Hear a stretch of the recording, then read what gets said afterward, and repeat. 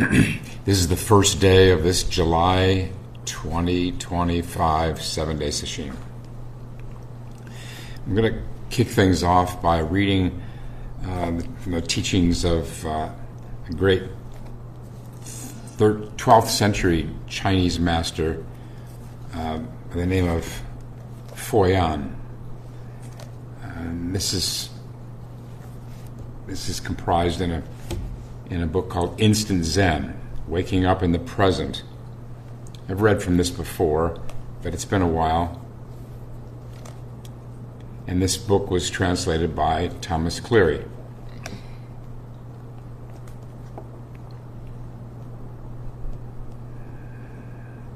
Just as a general overview, it says here in the back of the book that it presents the teachings of Foyan, Chinese Zen master recognized as one of the greatest masters of the Sung dynasty, Zen Renaissance in China.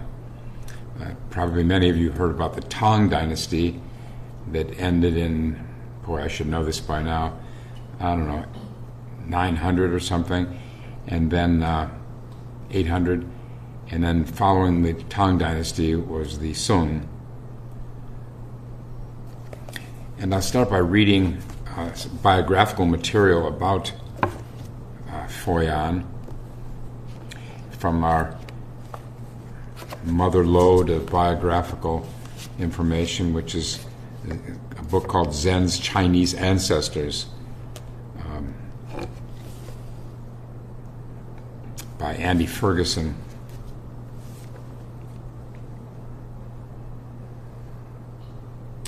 So his dates, more exact dates, are 1067 to 1120. That makes it the 12th century. He was a disciple of even more famous master, Foyan. He is one of three illustrious students of Foyan who are known as the Three Buddhas. And the other two, besides Foyan, were Fo Guo and Foyan. My apologies to those who know how to pronounce Chinese.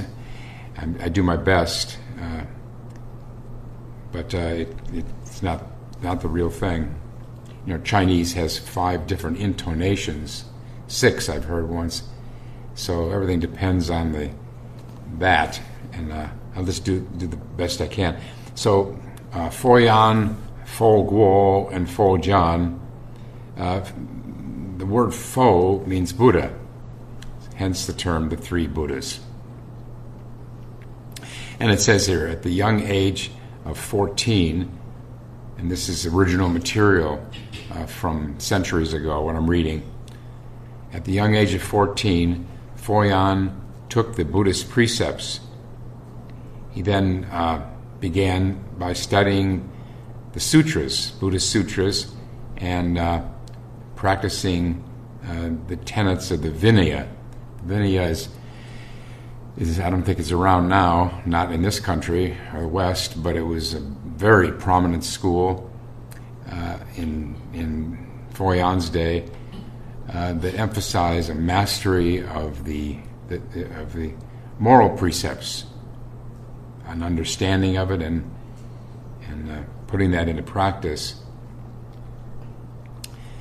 So he was studying sutras, and he was studying the principles of the Vinaya. And then one day he read a passage in the Lotus Sutra. They said, "It is the Dharma that cannot be discerned by thinking. It is the Dharma that cannot be discerned by thinking that can be attained." So that's what can be attained, the Dharma that cannot be understood by thinking. So this had quite an impact on him, and he asked his Vinaya teacher for an explanation, but he got no answer. So Foyan sighed and said, "Doctrinal study can't resolve the great matter of life and death." And that's a basic principle of Zen. Zen, or Chan, the Chinese word for Zen is Chan. That it's the school, Zen is the school, or Chan is the school of direct experience. Direct experience. Not learning, not memorizing, but the experience itself.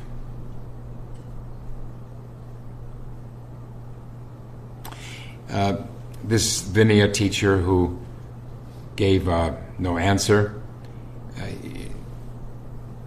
it's not assumed that he couldn't have come up with some answer.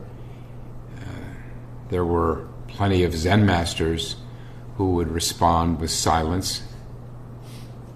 So we just don't know the caliber, qualifications of this Vinaya teacher. So then Foyan set about on a pilgrimage south and began training under a Zen master. I won't clutter this up too much by saying his name. He's not a prominent master. I haven't heard of him. But anyway, he went to a Zen master, and one day as he was on takahatsu meaning begging for rice, during a rainstorm, Foyan slipped and fell, probably in the mud. And as he was lying there trying to pick himself up, he overheard two men arguing fiercely nearby. One of them said, "You're still defiling yourself." And at these words, Foyan had an insight. Had an insight. What does that mean? We don't know.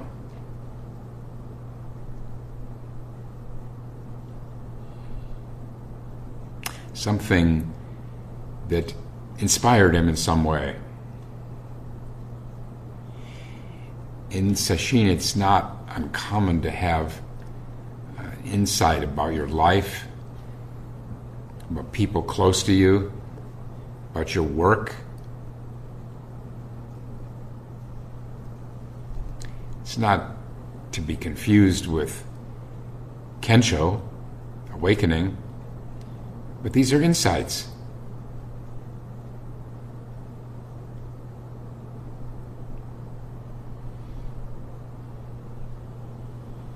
As the mind settles, as thoughts settle, we clear the space for our innate wisdom to reveal itself.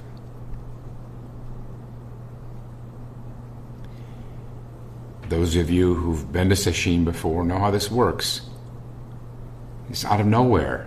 Suddenly you have a new take on something, a new perspective on a relationship in your life, someone close to you or not so, or maybe an enemy, someone you have trouble with at work or home,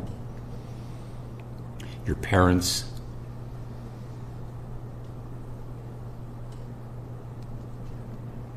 When I look back at my first few sesshins,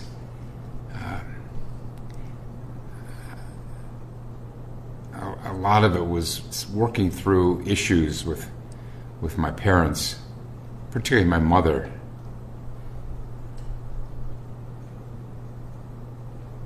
I had a very emotional insight about my mother, and I went to Doksan and I said to Roshi, through tears, through sobbing, I said, I realized my mother has been working on Mu her whole life.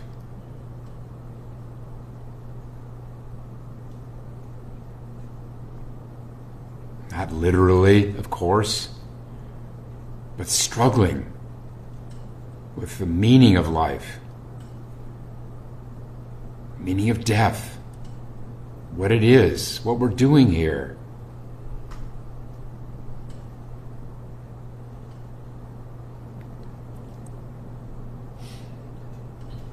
It wasn't Kensho, but it was important. It changed my whole relationship to her. It says As he was lying there in the mud, he overheard two men. One of them said to the other, "You're still defiling yourself." When I picture barroom fights, I don't hear anyone saying, "You're still defiling yourself." So, yeah, so much of this is the translation. What would that be in contemporary language? It doesn't matter. Foyan had an insight of some kind. He returned to the temple to question his teacher about it, but the teacher would only say, "I'm not you, you can do it yourself." Or, "I don't understand, I can't compare to you." Now this suggests that it was something significant, this insight. But this just increased Foyan's uncertainty. So then he went to the head monk and posed the same question. The head monk grabbed Foyan's ear and pulled him in a circle around the stove, saying, "You already understand." Foyan still didn't understand. I said, "I wanted you to help me. Why are you playing a game?" And the monk said, "Later you'll be enlightened, and then you'll know why today's song bends your ears."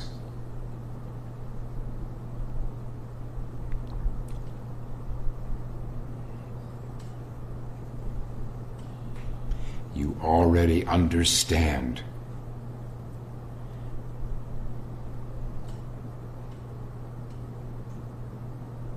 The same could be said of everyone here, everyone in this room, and everyone listening. You already understand. That's why you're here. You get it.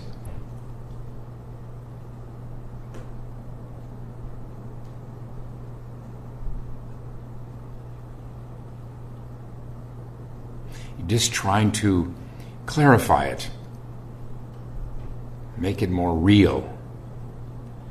But you understand. No one comes to Sesshin who doesn't understand what this is.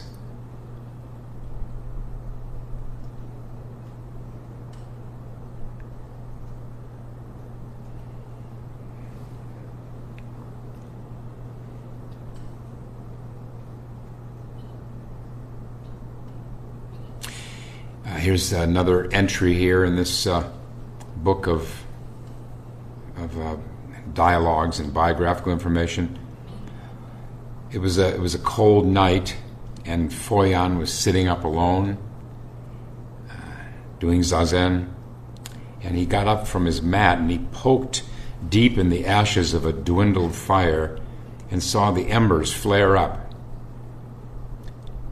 And he exclaimed, "Poke deeply and you'll find it. Life is like this."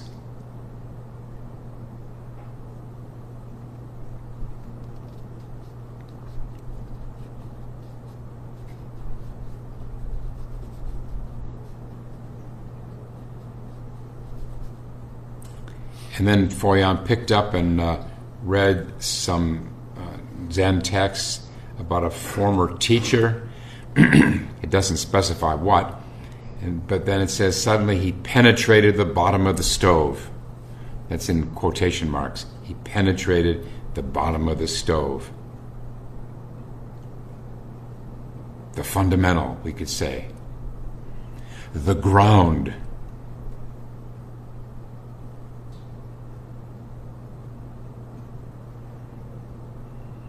You all understand the ground. That's why you're here.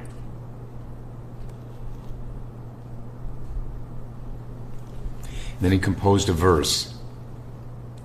In the forest of knives, a bird sings out, wrapped in a cloak and sitting up late, poking the fire and awakening to ordinary life. The great gods are overturned and smashed. In the glistening world are the self-deluded. Who will sing a colorless song? Realized once, it is not forgotten. The gate is open, but few pass through it. Let me pluck out a few lines. In the forest of knives, a bird sings out. In this world of suffering, there's still a bird singing out.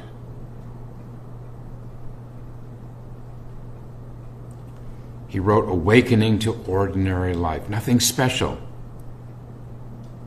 Ordinary life. This. Just this. Drinking tea. Eating crackers. Walking down the hall. Washing the hands. The great gods are overturned and smashed.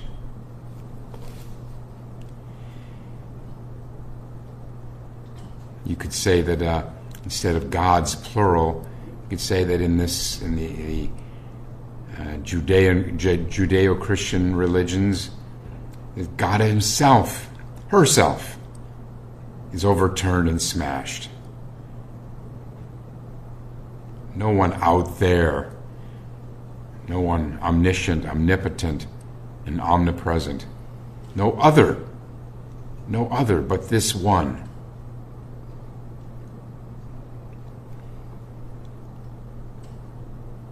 In the glistening world are the self-deluded. For all of our afflictions, this world is glistening with perfection. And then realized once, it is not forgotten. It's because awakening is not in the realm of memory. It's nothing to do with memory. It's direct experience.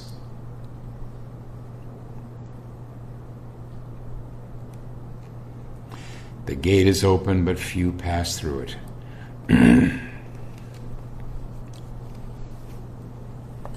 The gateless gate.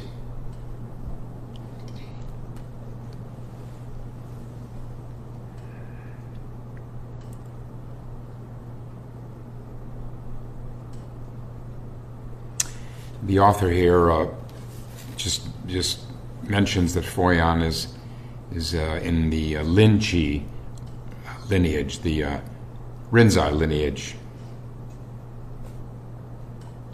and that one day Foyan entered the hall. Entered the hall means the Dharma hall, and the assembly of monks, possibly hundreds of them.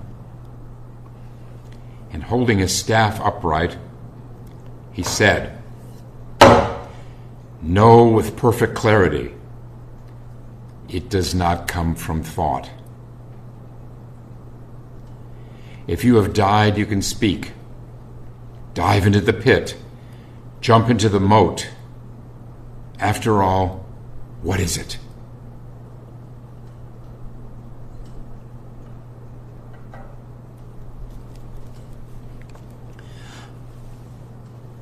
Whatever it is, we know it can't come from thought.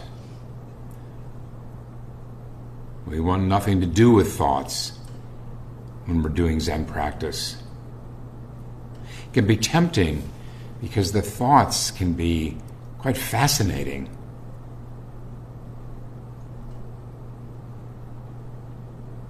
They have a freshness to them that makes them quite alluring, and we can find ourselves swept away in some train of thought.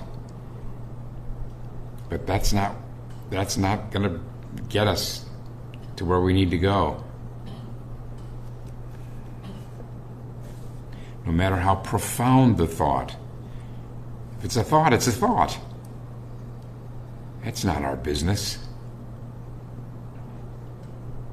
Psychological thoughts, insights, philosophical thoughts and insights,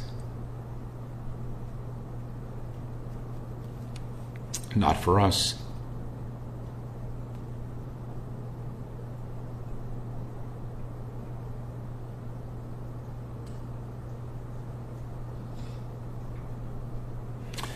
Another time, Foyan addressed the monks, saying, "A leaf falls, and throughout the world it is springtime."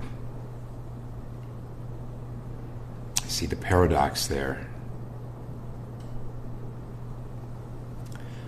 It's often true that the closest we can come to expressing the truth in words is through paradox. That's why in Zen the masters are so fond of paradox.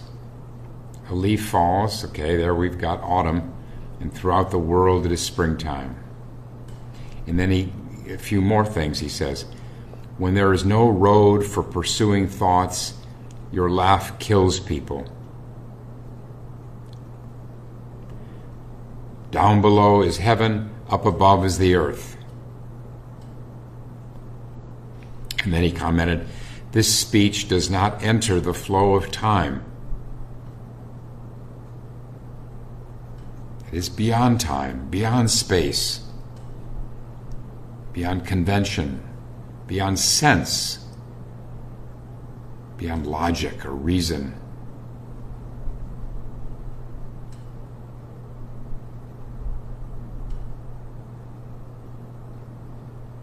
Each person here and participating online can, in this coming week, experience eternity.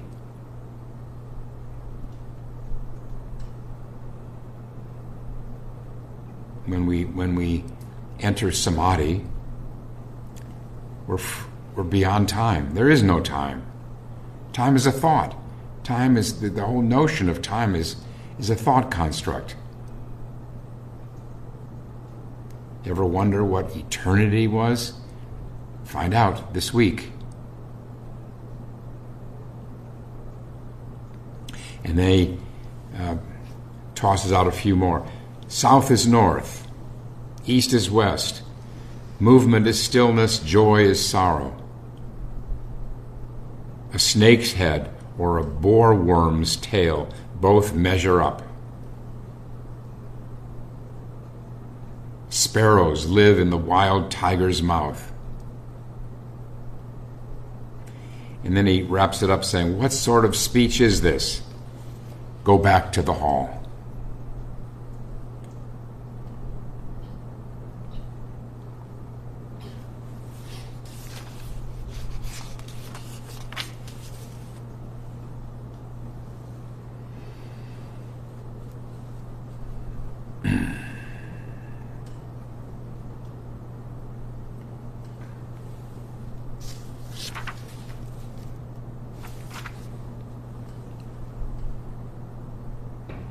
And here's a pretty lengthy passage. It's just rich with metaphor. Foyan said, I say there are two types of sickness. One is to ride a donkey to look for the donkey. Get it? The other is riding the donkey and not letting yourself get off of it. Don't you see that riding a donkey to find a donkey is a fatal disease?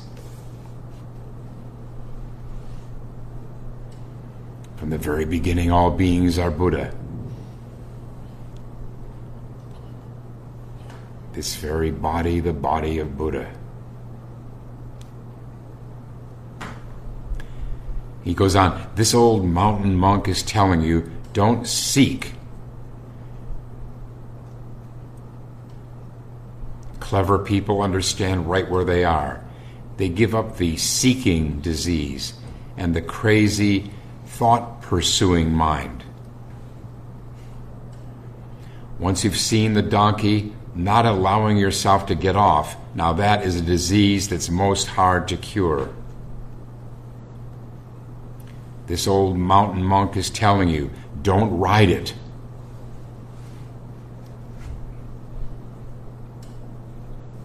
And this is basic advice that will serve us through a sesshin and far outside the sesshin. Just let everything go. Whatever insights, whatever good stretches of sitting you do, just let it go. Don't try to hold on to it.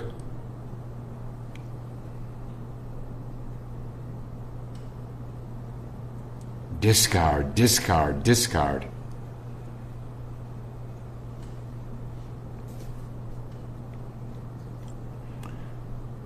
Dwell in nothing. Cling to nothing.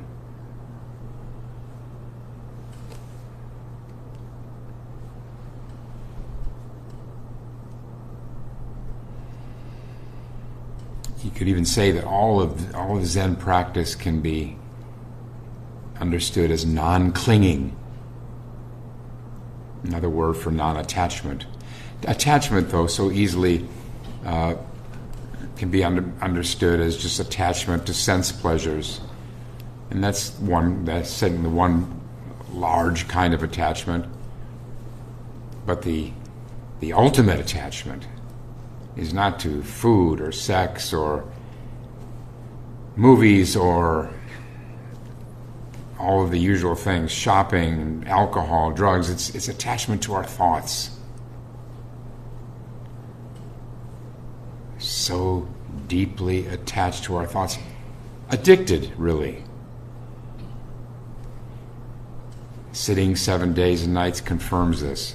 How addicted we are to our thoughts, how hard it is to just leave them behind.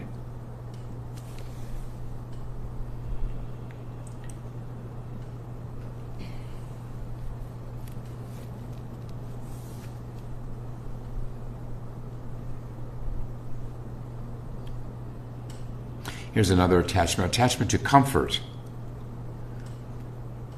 That's something we are challenged to confront in sesshin. Attached to sleep, attached to comfortable temperatures.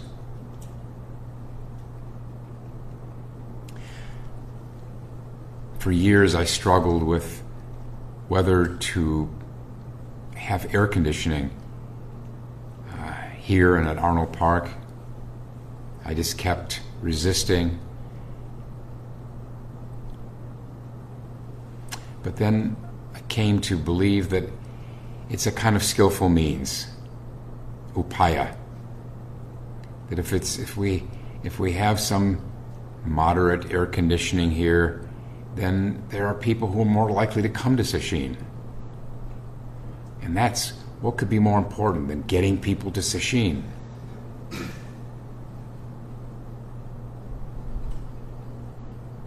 The Japanese might just reflexively denounce us for having air conditioning. Where in Japan would you ever find air conditioning?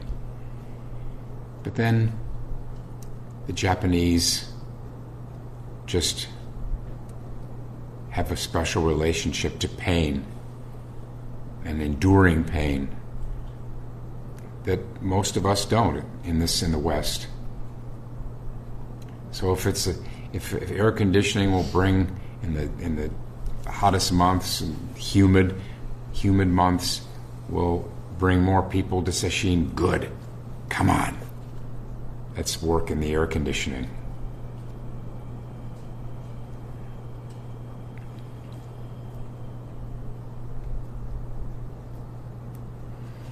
One of my all-time favorite words of Roshi Kapleau was, sometimes you have to give people what they want in order for them to want what you have to give them.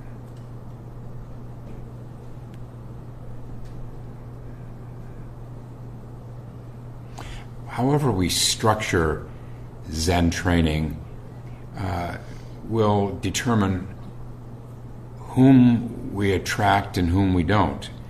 If we didn't have air conditioning, people sweated through 7 days and nights in the middle of the summer, the way we used to in the 1970s at Arnold Park and the 1980s, well, that draws a certain kind of person. Person who maybe relishes contending with adversity. Well, there's something to be said for that. We all are going to face plenty of adversity. This is a way, actually being immersed in it is a way to master it, how to deal with adversity. But as one sesshin participant, someone who'd been to many, many sesshin, said, isn't there enough adversity just having to sit without moving? The knee pain, the back pain, and so forth. He may have a point. How much adversity do we have to pile on?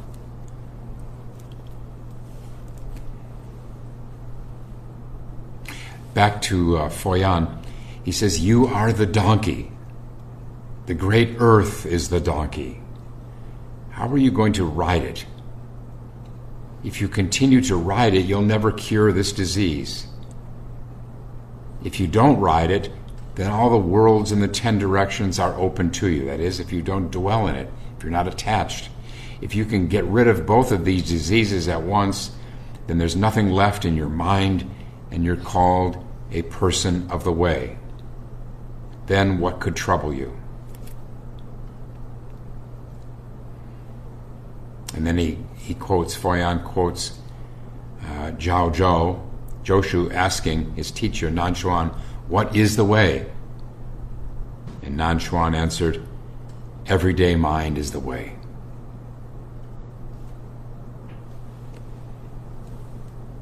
Another translation is, this is ordinary mind is the way. Ordinary, everyday, normal. Normal is another translation. Normal mind is the way. It's not apart. The way is not apart from this, our ordinary mind.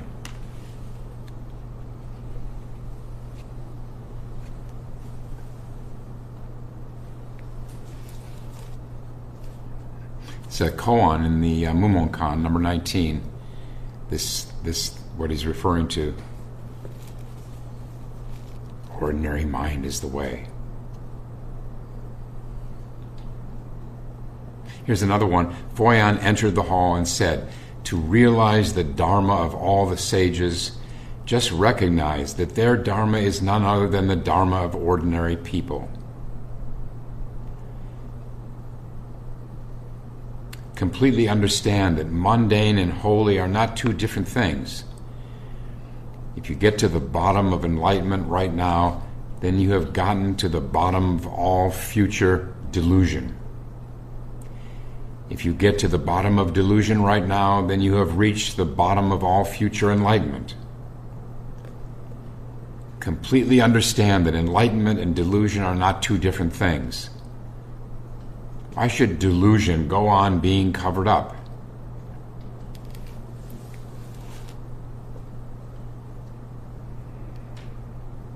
The bottom of enlightenment is no other than the bottom of delusion. There's only one bottom. It's the ground, the fundamental ground of all phenomena.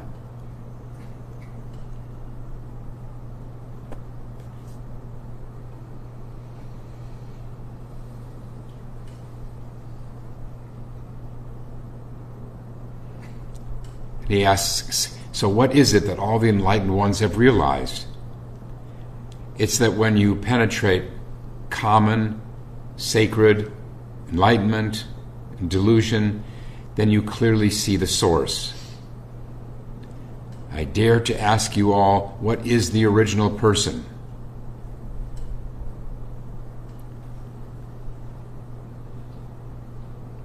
Teachers and monks everywhere have said, where can the original person not be seen?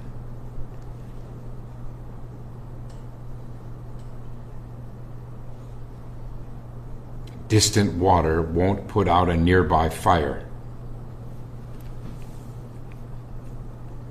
You don't need to go anywhere. You don't need to travel anywhere. You don't need to look outside yourself.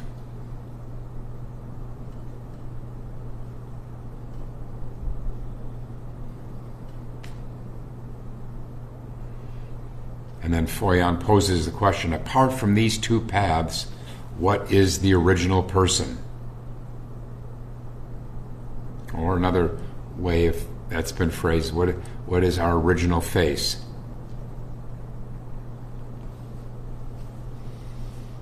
After a long pause, Foyan said, but even if you understand what I'm saying, how do you realize it yourself?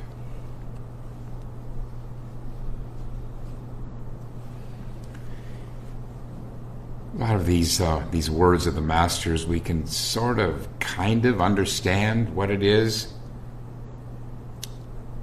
But is that enough? Just to kind of get it? His point? Their points? Foyan is reminding us we have to realize it, make it real. Make it real means make it inhabit our whole body. It's not just something we can figure out, but we can live responding to people, to circumstances, conditions, day and night. That's making it real.